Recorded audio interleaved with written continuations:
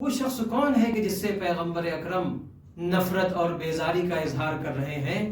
بسم اللہ الرحمن الرحیم۔ امام صادق علیہ السلام پیغمبر اکرم سے روایت نقل کرتے ہیں کہ آپ نے فرمایا، میں اس شخص سے بیزار اور نفرت کرتا ہوں کہ جو پورے ہفتے میں ایک دن بھی دین سیکھنے کے لیے اور دینی احکام و مسائل کو پوچھنے کے لیے وقف نہ کرے۔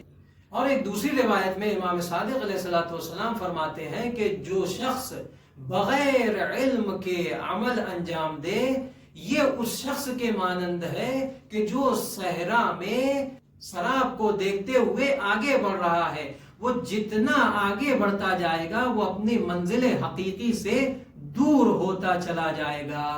جو دو روایتیں میں نے آپ کے سامنے پیش کی ہے، وہ مقدمتاً اس کے پہلے کہ میں مسائل شرعیہ کو شروع کروں، ضروری ہے کہ ہم آگاہ ہو جائیں کہ اگر مسائل شرعیہ کی، دین کے بارے میں اگر ہم جانکاری نہ رکھیں تو نعوذ باللہ پیغمبر ہم سے نفرت اور بیزاری کریں گے۔